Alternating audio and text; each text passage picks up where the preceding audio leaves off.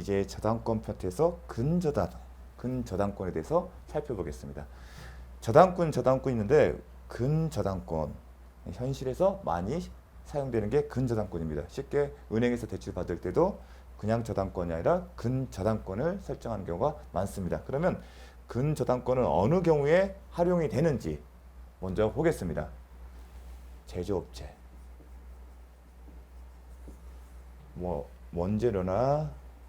원재료를 가공한 1차 가공업체, 아니면 완제품을 만든 다양하게 있을 수 있습니다.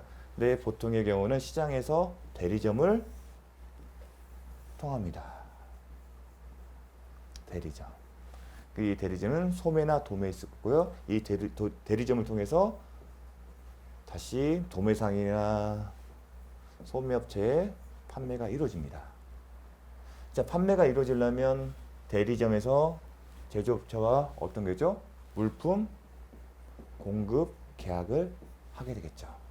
물품 공급 계약은 말 그대로 제조업체는 대리점에 물품을 공급하고 대리점은 제공받은 물품에 대한 대가를 지급합니다. 그러면 대리점은 이 물품을 도매업체에, 소매업체에 뭐죠? 판매, 보통 매매라고 하겠죠. 이런 게 보통의 흐름입니다. 그런데 대리점이 돈이 많으면 그때그때마다 물품을 받으면서 결제를 해주면 되겠습니다. 하지만 통상의 대부분의 대리점들은 자력이 현금 유동성이 부족합니다. 즉 대리점은 도매업체나 소매업체를 통해서 판매에서 받은 자금을 가지고 제조업체에 물품 대금을 지급하는 경우가 다반사입니다. 그런데 제조업체는 신용으로 대리점에게 빌려줄 수는 없습니다. 뭔가 외상으로 준다는 자체가 꺼림칙해요. 대리점 자체가 우량한 업체가 아닌 이상. 따라서 그렇다고 해서 물품을 공급하지 않은 것도 비현실적이고요. 그래서 생각하는 게, 이 물품 대금에 대해서 공급해야 하는데 대금은 나중에 지급한다. 어느 시점? 이 대리점이 판매 대금을 회수한 시점이 될 겁니다. 연동시켜서. 그런데 신용을 할 수가 없기 때문에 보통 생각할 수 있는 게 물품 대금의 채권을 담보할 목적으로 담보물 제공을 요청합니다. 즉 대리점 사장님의 집이나 아파트 같은 부동산에 대해서 요청하는 경우가 많습니다. 그리고 대리점주도 담보로 제공하는 것에 동의를 합니다. 더 나아가 우리의 시험 범위는 아니지만 부동산에 대한 어떤 담보 제공 외에 연대 보증을 서는 경우도 많습니다. 즉 인적 보증. 자, 그거는 논외지만 저당권을 설정합니다. 근데 저당권은 뭐죠? 채권 담보를 목적으로 하는 건 맞는데 확정이 된 채권이잖아요. 그럼 이 말 뭐냐면 7월 8일 날 물품 100개를 보내고 1억이 발생했어요. 그러면 이 1억을 가지고 저당권을 제공받은 부동산 저당권을 설정해야겠죠. 근데 한 달 후에, 한 15일 후에 대리점이 물품 대금을 회수해서 매매 대금을 회수해서 다시 대리점이 여기 1억을 갚았어요. 그러면 이 저당권은 소멸하죠. 그러면 말소를 해야겠죠. 그런데 또 150개.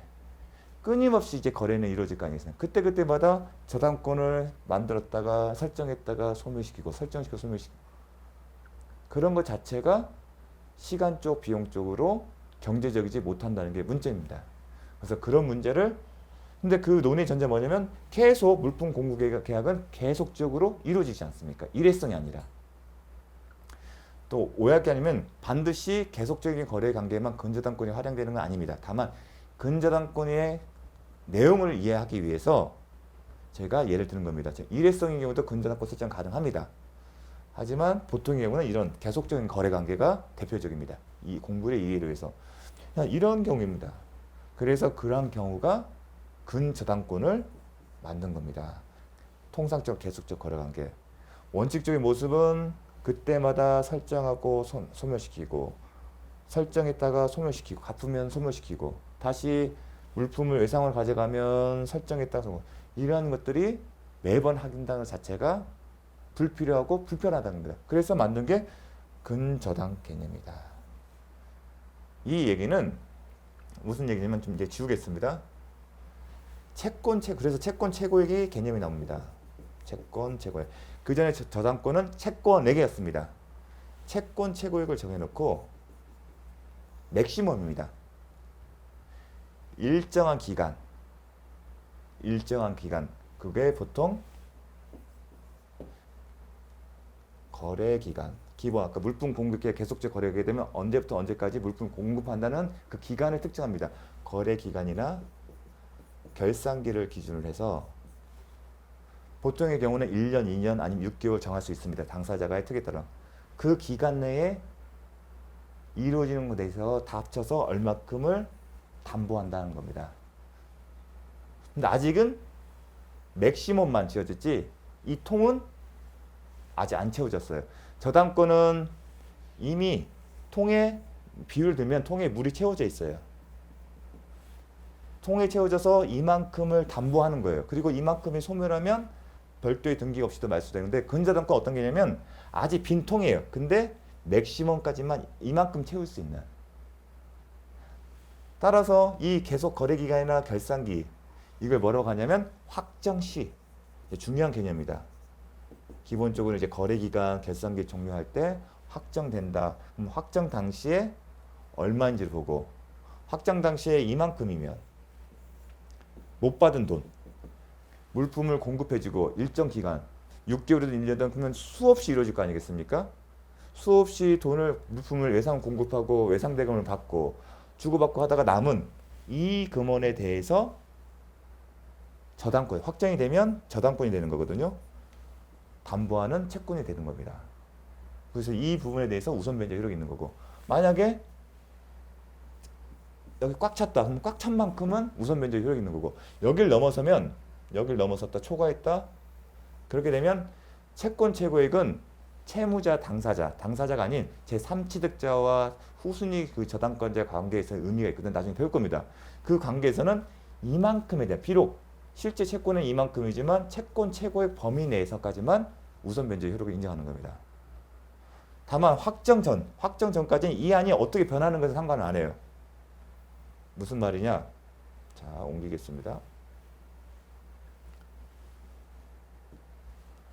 어떤 개념이면 이 안은 수시로 변동이 돼요. 어떨 때는 이만큼 있다가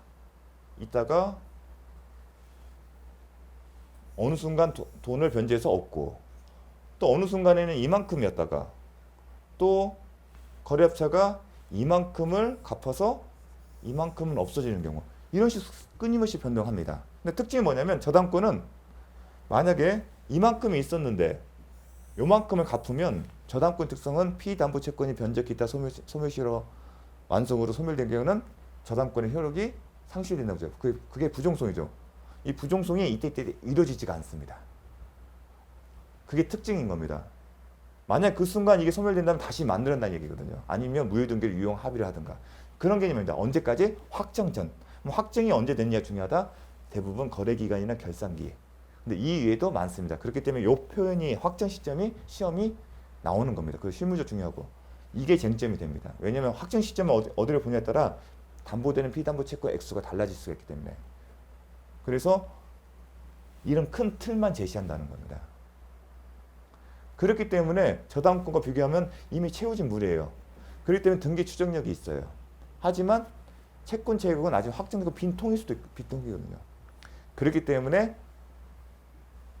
저당권자가 이 채권액을 입증할 책임이 있습니다. 등기 추정력이 없어요. 채권 채권이 얼마 써놨지만 이미 그건 빈 통이기 때문에 실제 얼마인지에 대해서는 저당권자가 입증을 할 책임이 있습니다. 반면에 저당권의 경우는 등기 추정력이 있고 이 경우에는 없는 차이점이 있는 겁니다. 바로 이런 빈 통이기 때문에 앞으로 이게 어떤 일이 벌어질지를 모른다는 겁니다. 그리고 설사 또 어떤 특징이냐면 채권이 생겼어요. 이만큼의. 근데 이 채권을 아직 확정되기 전이라면 이 채권을 저당권자는 제3자에게 양도할 수 있습니다. 자유롭게. 그렇다 하더라도 근저당권의 성립에는 영향을 끼치지 않습니다. 자, 저당권이 제3자, 피담보 채권과 함께 저당권이 양대 제3자에 가게 되면 대부분 통상적으로 채권 양도 방법과 등기에서 이전되는 게 원칙입니다. 하지만 이 채권만 양도가 가능하다. 언제까지? 확정 전. 그런 특징이 있는 겁니다. 그래서 이런 현실적인 필요성 때문에 근저당권 제도가 있는 겁니다. 그러면 그런 특성에 맞춰서 하나씩 내용이 정리를 해보겠습니다. 자, 먼저 법조문에는 이렇게 되어 있습니다. 저당권은 그 담보할 채무의 최고액만을 정하고, 최고액만 정한다면 실제 발생한 채권이 아니라는 겁니다. 맥시멈만 정한 겁니다. 빈통이라고 생각하십시오. 이해 편의상. 빈통이다. 맥시멈 얼마큼치 채울 수 있는 물통이라고 생각하시면 됩니다. 채무의 확정을 언제? 확정의 표현이 나오죠. 저당권 때 이런 표현이 없었습니다. 확정을 장래에 보려요. 이를 설정할 수 있다. 채무의 확정을 장래에 보려. 이게 특징인 겁니다. 이게 근저당권 특징입니다. 아까 제가 예시 들었던 사안에서 표현이 바로 이 표현이죠. 채무의 확정을 장래에. 대신에 최고액만을 정하고 빈통이다.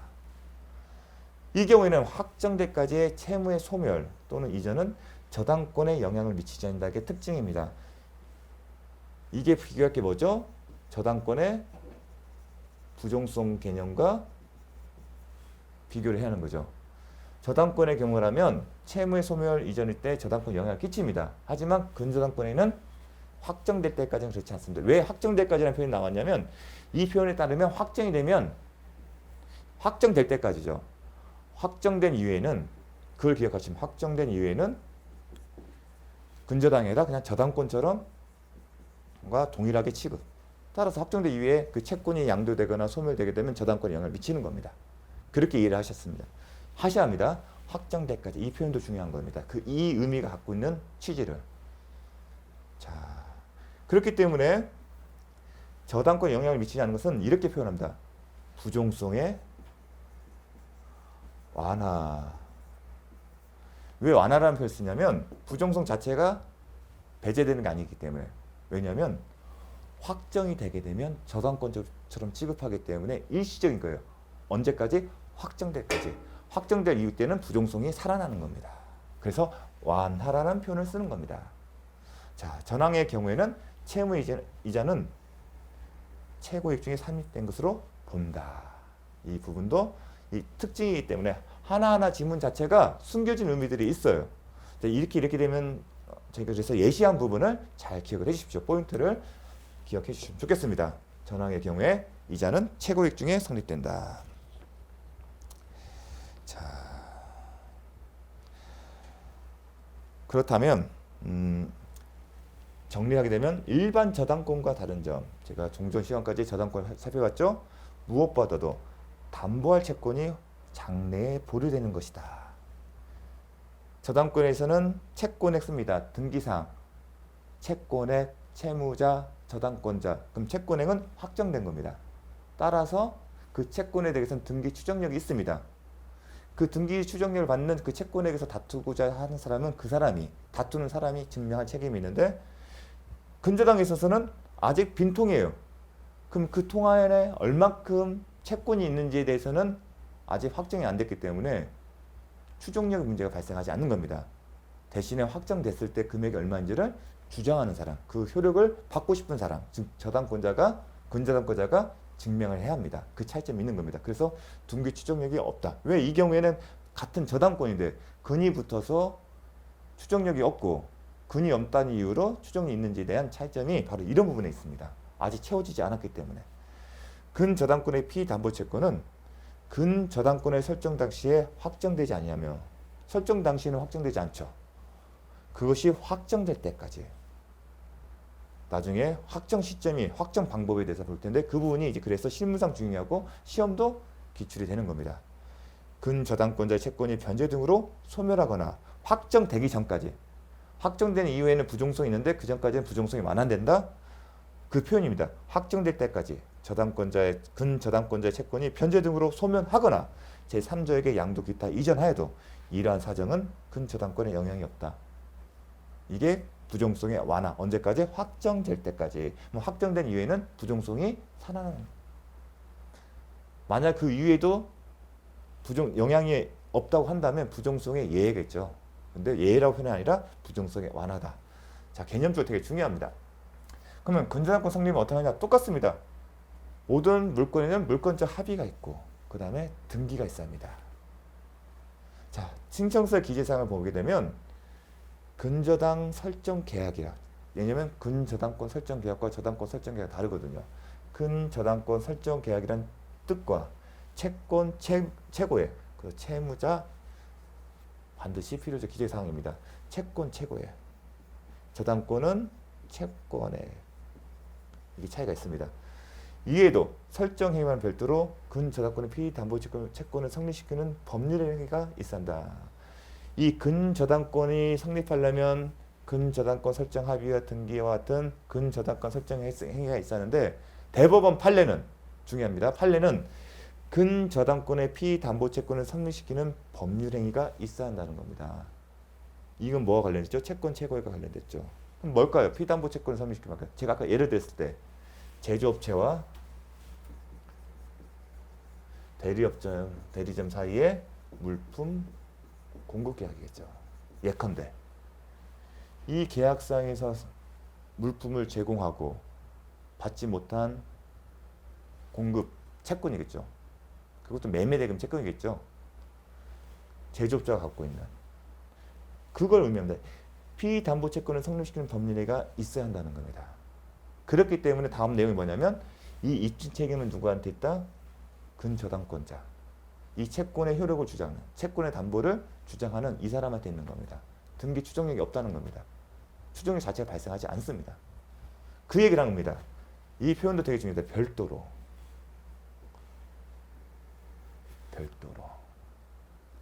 실물적으로 되게 중요한 개념입니다. 이 부분은 사실은 등기 추정력이 있어요. 그러면 근저당권을 부정하는 사람, 즉 채무자가 이걸 깨뜨리고 싶기 때문에 본인이 깨뜨려야 돼요. 입증 책임이 이 사람에 있는 거예요. 그런데 요 파트는 누구한테 있다? 근저당권자. 따라서 근저당권자가 자기의 피담보 채권액을 증명하지 못하면 근저당권 효력, 즉 우선 변제의 효력을 주장할 수가 없는 겁니다. 자, 대법원 판례는 논거는 근저당권을 담보할 채무의 최고액만을 정하고, 이 얘기가 뭐냐면 저는 이제 실무가기 때문에 알았겠지만 여러분 이해가 안 되기 때문에 제가 예를 든 거예요. 빈 물통이다. 맥시멈만 정해. 어디까지 채울 수 있습니다. 캠핑 가게 되면 1리터짜리, 2리터짜리 나눠진 것처럼 최고액만을 정하고 채무의 확정은 언제? 장래 보류에 설정하는 저당권으로서 계속적인 거래관계. 계속 제가 언급했던 표현도 나오죠. 그 내용들이 이 근저당권의 핵심적인 내용이란 겁니다. 계속적 거래에서 발생하는 다수의 불특정의 채권을 장래의 결산기에 일정한 한도까지, 맥시멈까지 담보하기 위한 목적으로 설정되는 담보권점을 제시한. 제가 계속 강조했던 근저당권 설정의 특징들이, 그런 특징들을 논고를 해서 피담보채권 성립의 법률에게 별도로 있어야 한다는 것을 얘기하는 겁니다. 자, 그래서 빈통, 맥시멈만 정해지는, 캠핑 가실 때 1리터짜리 아니면 2리터짜리 그런 거 하나씩 갖고 계시죠? 그걸 생각하시면 됩니다. 근저당권 설정 합의에는 피담보채권의 범위를 정하는 기준이 포함되어 있습니다. 이게 무슨 얘기냐면 근저당권 설정 계약서를 샘플을 보시면 돼요. 설정 계약서. 그러면 이 계약서 안에 피담보채권이 뭔지에 대해서 설명합니다. 예컨대 아까 물품 공급이라면 이런 얘기입니다. 제조업체가 대리점에게 언제부터 언제까지 공급하여 지급받지 못한 물품 공급 대금을 피담보채권을 한다. 이 채권은 언제, 어느 시점에 결산한다. 이러한 내용들이 근저당권 설정 계약서 안에 포함되는 겁니다. 우리가 근저당권 설정 계약서면 이런 생각만 해요. 설정 계약서 이거죠. 근저당권을 대리점이 제공하는 담보로 제공한 부동산에 대하여 제조업체의 명의의 근저당권을 설정해 줄 합의를 하고, 대리점은 그 근저당권 설정 등기에 적극 협력한다. 그 내용만 있는 거 생각하는데 그렇지 않아요. 그 내용뿐만 아니라 그게 기본이겠죠. 근저당권 설정 계약서니까 피담보채권의 범위를 얘기를 합니다. 그리고 피담보채권을 제때 납부할 때 이자도 특정할 수도 있고요. 필요한 사항들 다 정합니다. 그 얘기를 하는 겁니다. 근저당권 설정 합의에는 피담보채권의 범위를 정하는 기준이 포함된다. 피담보채권의 범위는 물품, 애상, 공급계약 등의 계속적 거래에 관한 계약관계. 제가 예를 보통의 이론, 교과서나 이론서에는 대부분 이런 예를 들겠죠. 그걸 뭐라고 한다? 기본계약을 특정하여. 그걸 쓸 수밖에 없습니다. 현실적으로. 또는 계속적으로 발생하는 자 계약관계를 듣는 거죠. 지금은 이제 계약관계를 특정하겠지만 이런 경우도 있겠지만 경우에 따라서는 뭐다? 채권의 특정한 종류. 계약을 정하는 게 아니라 채권을 특정하는 겁니다.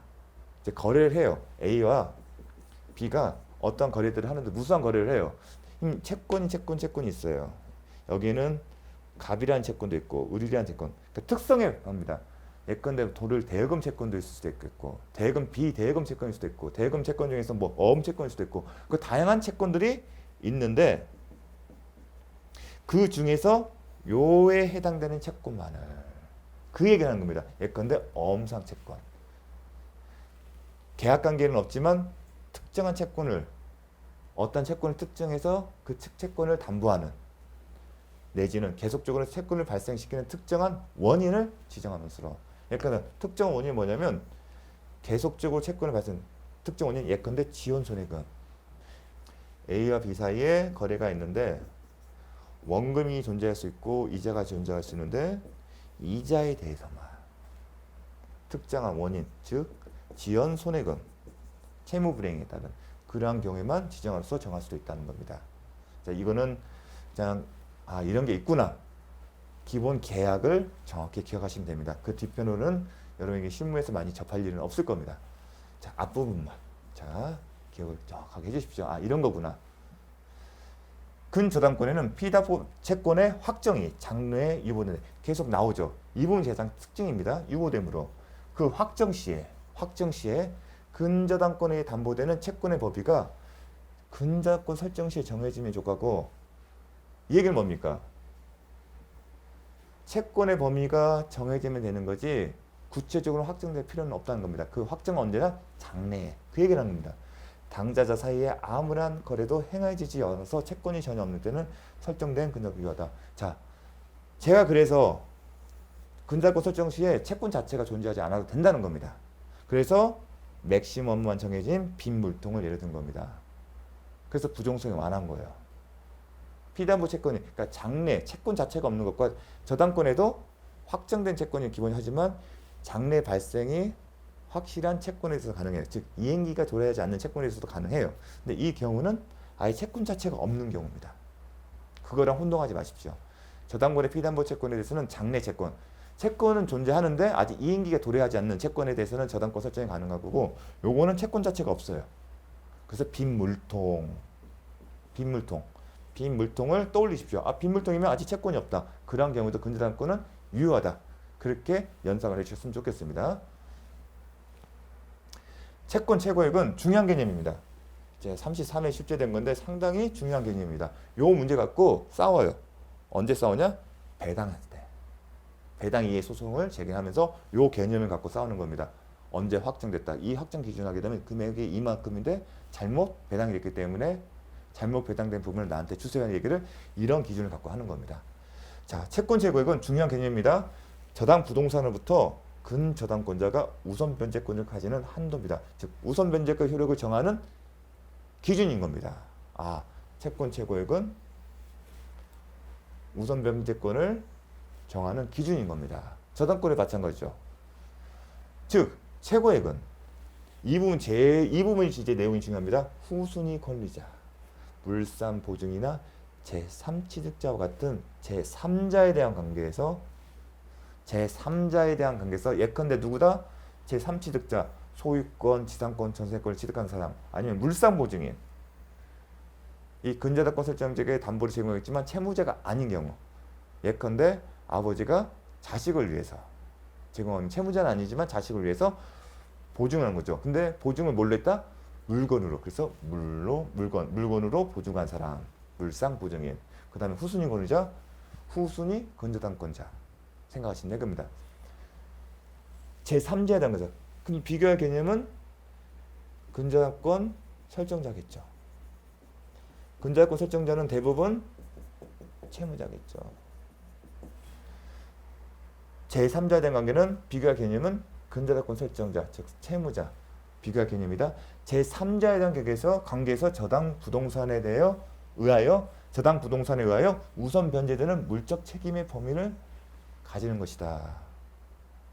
즉 근저당권자의 채권 최고액은 제3취득자나 같은 제3자에 대한 관계에서 맥시멈을 정하는 책임 범위를 정하는 겁니다. 그렇게 함으로써 이 사람들을 보호하는 거죠. 즉 이런 얘기입니다. 물통이 이만큼이에요. 맥시멈이. 근데 잘못해서 이걸 넘어온 거예요.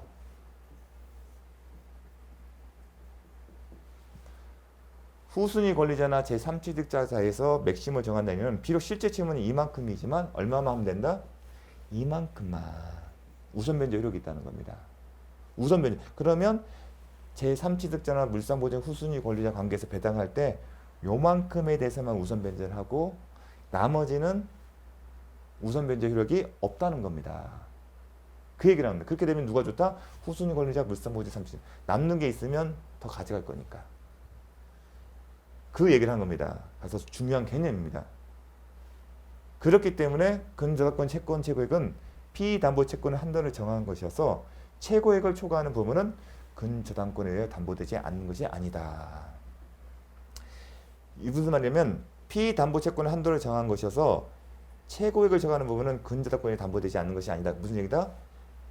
근저당권 설정 계약자 채무자에 대해서는 유효하는데 제3취득자, 즉 그 얘기는 뭐냐면 후순위 권리자나 물상보증이나 제3취득자가 없는 경우에는 이만큼이 다 담보가 된다는 겁니다. 그런 얘기를 쓰는 겁니다. 자,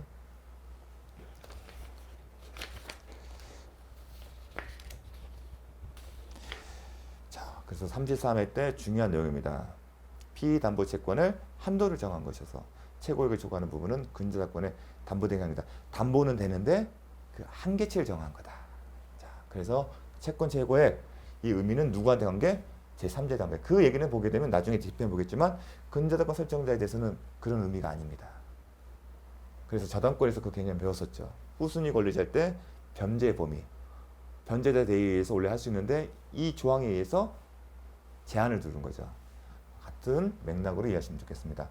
근저당권 설정자와 채무자가 동일하고 민사 집행법 제148조에 따라 배당받을 채권자나 제3취득자가 없는 상황에서, 즉 이 얘기는 뭐냐면 쉽게 얘기해서 후순위 근저당권자와 같은 우선 변제 효력이 있는 사람이 없는 경우입니다. 쉽게 얘기를 해서 상황에서 근저당권자 채권액이 실제 채권액입니다. 확정 당시의 채권액이 채권 채액을 초과하는 경우, 예컨대 채권 채액은 1억인데 실제 채액은 2억인 경우 매각대금 준 근저당권의 채권 채권을 초과하는 부분의 처리는 어떻게 하냐 이 얘기입니다. 앞에서 배운 내용의 의미를 적용한 겁니다. 실제로 이제 배당할 때 제가 얘기를 한다고 했잖아요. 배당해서 어떻게 처리하냐 그 문제인 겁니다. 근데 우리가 배당해서 어떻게 처리하는지는 디테일하게 알 필요는 없지만 그 취지, 내용을 보자는 겁니다. 그렇기 때문에 제가 이게 언급을 하는 겁니다. 예컨대 민사집행법 경매 절차에 있어서 근저당권 설정자와 채무자가 동일한 경우 근저당권의 채권 최고액은 민사집행법 제148조에 따라 배당받을 채권자나 저당 목적 부동산의 제3취득자에 대한 우선 변제권의 한도로서의 의미, 우선 변제 효력이 어느 선까지 있는 거다 그 얘기인 거다요. 맥시멈 빈 물통. 우선 변제권의 한도로서의 의미를 갖는 것에 불과하다. 그렇기 때문에 우선 변제 효력이 어디까지 있다는 것만 의미하는 것이기 때문에 한도를 정한 것이기 때문에 채권 채권을 초과하는 부분에서 담보되지 않는 것은 아니다. 지금 담보는 하는데 채권 채권을 넘어서 담보하는데 제3취득자나 후순위 권리자는 제3자와 관계에서만 한도다. 우선 변제 효력. 그걸 말한다는 거 되게 상당히 중요한 개념이기 때문에 강조를 드렸습니다. 그 얘기를 쓰는 겁니다. 그 부동산으로서는 최고의 범위 내의 채권에 한해서만 변제를 받을 수 있다는 이른바 책임의 한도라까지는 볼 수 없다. 즉 최고액까지만 실제 채권액이 2억인데 1억만 갚으면 채권이 소멸한다. 그런 취지가 아니라는 겁니다. 최고의 범인의 채권에서만 변제를 받을 수 있다. 변제를 받을 수 있다는 의미입니다. 우선 변제권을 한다는 거지 변제를 어디까지 한다는 그런 문제는 아니라는 겁니다. 즉 1억만 변제하면 근저당권 소멸이 된다. 그런 개념이 아니라는 겁니다. 그러므로 민사집행법 148조에 따라 배당받을 채권자나 제3취득자가 없는 한, 즉 이해가 제3자가 없는 경우에는 근저당권의 채권액이 근저당권의 채권채액을 초과하는 경우에 매각된 결정 최고액을 초과하는 금액이 있더라도 이는 근저당권 설정자에게 반환될 것이 아니고 채권채액을 초과하는 채무의 변제에 충당해야 한다는 겁니다. 만약에 이게 달리 해석된다면 자 1억만 제3자가 없는 경우에 채권액이 2억이에요. 그럼 최고액은 1억이에요. 제3취득자가 있으나 후순위 권리자가 있으면 1억에 대해서만 우선 변제 효력이 배당이 되는 겁니다. 근데 그런 경우 없을 때 어떻게 한다? 그런 이름은 채권 최고의 개념이에요. 이 개념은 제3자에 대한 관계에서 우선 변제가 한도만 갖고 있는 거지 채무자가 1억의 범위만 변제하게 되면 근저당권 소멸시키는 건 아니란 겁니다. 만약 그런 개념이라면 1억만 변제를 하고 1억만 배당하고 나머지는 채무자에게 돌려줘야 한다는 논리적 그 결론이 도출된다는 겁니다. 근데 그렇지 않다는 겁니다. 그래서 그런 얘기를 한 겁니다. 채권액이 근저당권 채권채권을 초과하는 경우에 매각대금 중 그 최고액을 초과하는 금액이 있더라도 얼마 있죠? 1억이 초과되죠. 이는 근저당권 설정자에게 반환할 것은 아니라는 겁니다. 즉 근저당권 설정자도 채무자잖아요. 그러니까 결국은 채권 최고의 의미를 이해하는 하나의 구체적인 사례입니다. 근데 조금 이제 집행이기 때문에 좀 쉽게 와닿지 않을 수 있는데 아 이런 게 있구나. 하지만 이 앞에 있는 개념들, 이 개념에서 도출된 거거든요. 채무자가 배당해서 이 1억 나한테 돌려준다 그런 얘기를 하는 거거든요. 근데 너한테 돌려주는 게 아니다. 배당이 소송을 이제 제기하면서 이제 쟁점이 되는 겁니다. 그래서 이 개념들이 상당히 실무적으로 중요한데 시험은 많은 영향은 없겠죠. 하지만 이 앞에 부분 개념은 정확하게 기억을 해 주십시오. 어떤 의미지를. 이 실질적 의미를 보여주기 위해서 이 판례를 제가 예시를 한 겁니다. 자, 그러면 잠시 쉬었다가 계속 수업을 진행하도록 하겠습니다.